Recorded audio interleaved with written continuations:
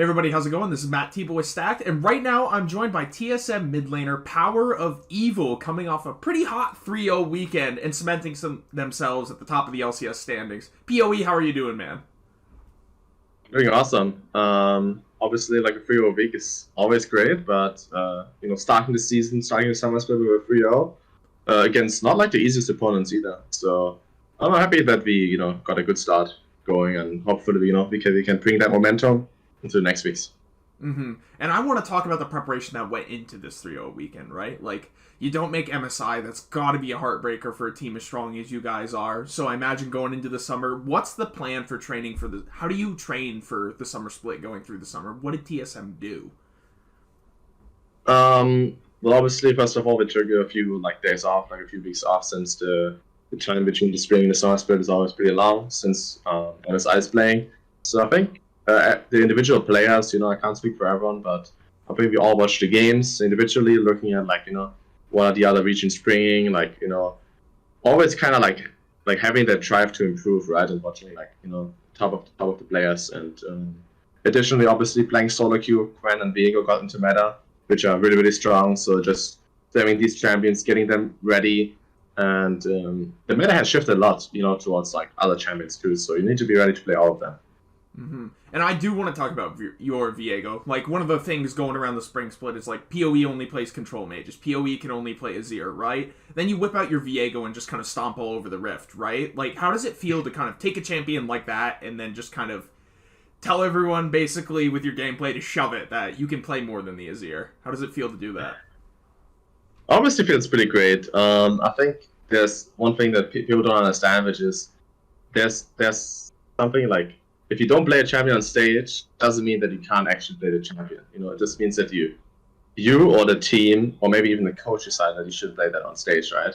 And first game, it looked like a good Viego angle, and I'm really confident in these medium lane champions. So we pulled it out, and it worked out perfectly. We got the good matchup, the priority, we got the snowball going. The mid to late game was a little bit rough since the Azrael currently is really really strong, and it was hard to actually take him out in the fights.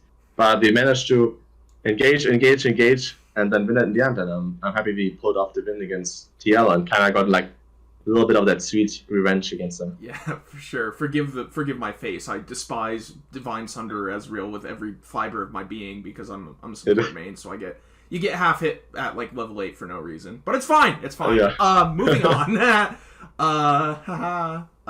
Who do you think's stronger, Viego or Gwen? Because I feel like Gwen slips in.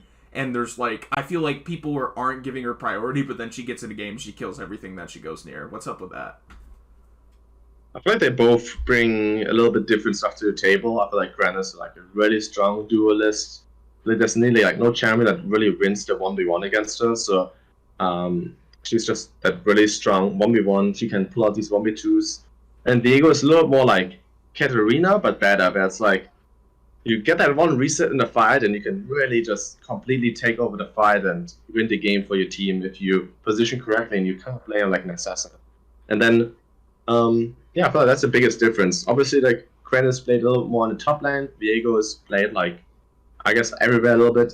So I think both are really really strong. They just bring a little bit different stuff to the table. For sure. And something else that I really wanted to touch on as well is your team in general, right? Not team comp in the game, but team comp, TSM team, right? You guys are the only top team in the league that maintained your original roster going into the summer split. What do you think that says about TSM, or do you think it says anything about the rest of the league in general as well? I don't know, I felt like changing... I was never a fan of changing mid-split, unless it's really, really needed. Obviously, I've been in teams where, we change the play or something. Honestly, I feel like the reasons you do that is if there's, a really big problem in the team and it's hard to fix it, and maybe even you had the spring split time to fix it, but didn't really work out. So, we didn't really have any, I would say, individual problems or team problems in that regard. We came close, we fell short, obviously, but we felt that if we keep improving, we keep playing our style and, the new meta, I guess, in a sense, I think we can, be on top of the ladder. And obviously the 3-0 is a good sign. It's the start for now. We still need to, there's still a lot of games to go, but it's a good sign. Yeah, not to beat a dead horse, but maybe the power of friendship is broken. But I'm not going to make any assumptions on that front. Something else I'm really interested in talking to you about was your filming of replay files. So, I mean, the 2017 Misfits story is one that a lot of people really like to think about because it was the first time that you guys like made SKT bleed a little bit. 2 questions. First one, after filming that, have you and Hooney like talked about it after the filming? And on top of that, is like, do you look back on your career a lot? Is it something that you do often where you're like, oh, I remember when I like played in Europe, or I remember where I played here or there? Is that something that you think about a lot? To answer the first part of the question, I feel like players in general talk about like funny games, like funny memories, like close games, like comebacks maybe. I mean, that's like a good topic, like.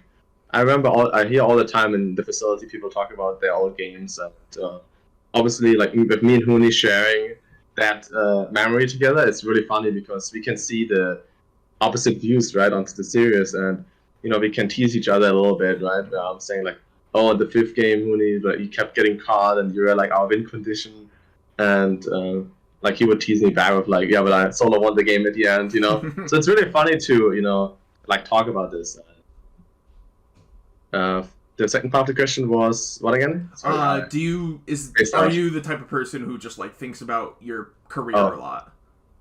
I wouldn't say I like think about the past all the time because I feel like it's all about presence, all about like like you wanna win it all, and for me personally, I've never won it in like a split, so that's my goal. That's my goal in TSM. I want to bring back that trophy and, win it all for once. But obviously, I don't think it's bad to look back because there's moments and there's things you can take away from certain series, whatever that is, if that is emotions, if that is like certain players that the enemy team did, which you can actually apply to nowadays game. It's not bad to, I would say, like, think about the past, because it's kind of like, I would say like soccer. There's like a certain like like team movement, and you can apply that nowadays sometimes too.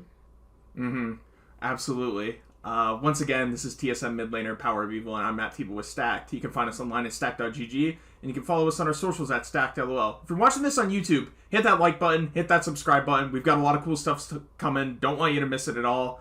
PoE, thanks for your time, man, and good luck in the rest of the Thank you as well.